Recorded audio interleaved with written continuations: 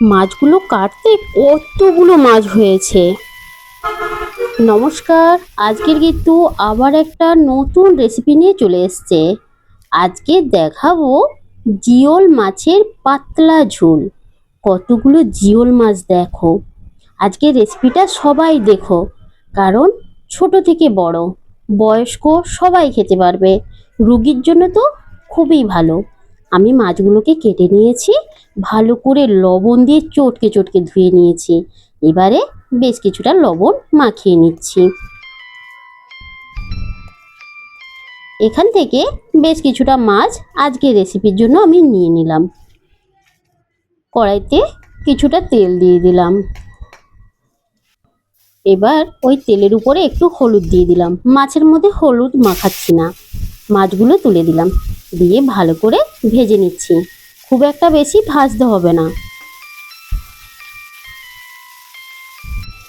এইভাবে আমি মাছগুলোকে ভেজে নিয়েছি।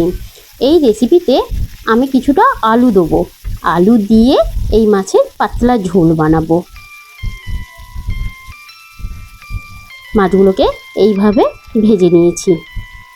এবারে মাছগুলো আমি তুলে নিলাম। এবারে ওই কড়াইতে আর একটু তেল দিয়ে আলুগুলো ভেজে নিচ্ছি। ওপর থেকে লবণ, হলুদ গুঁড়ো দিয়ে লাল লাল করে আলুগুলো ভেজে নিচ্ছি।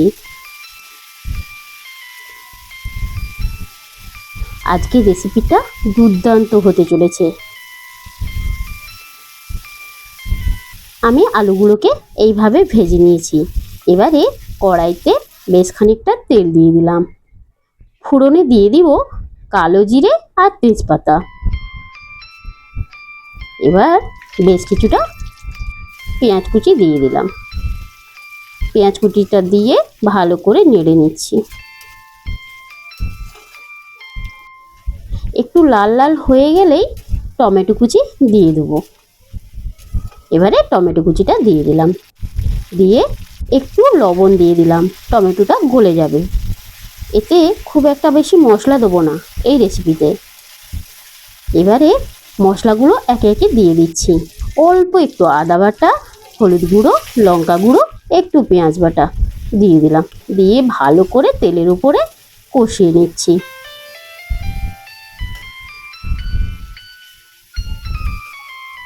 এইভাবে মশলাটাকে ভালো করে কষিয়ে নিচ্ছি। মশলা থেকে ভালো করে তেল ছেড়ে গেছে। এবারে ভেজে রাখা আলুগুলো এর মধ্যে দিয়ে দেবো।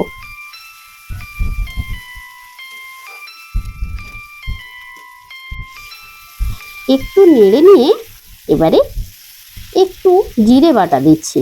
এই রেসিপিতে জিরে বাটাটা এই সময়টাই দিতে হবে, তাহলে পাতলা ঝোলের মধ্যে একটা জিরে জিরে গন্ধ থাকলে খুবই ভালো লাগে। জিরে বাটাটা দিয়ে ভালো করে একটু নেড়ে নেব। একটু নেড়ে নেওয়ার পরে আমি ভেজে রাখা মাছগুলো এর ওপরেই দিয়ে দেবো।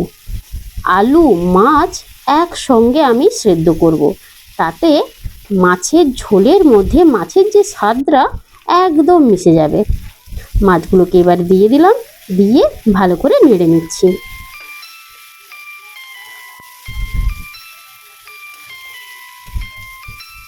এবার পরিমাণ মতো জল দিয়ে দেবো।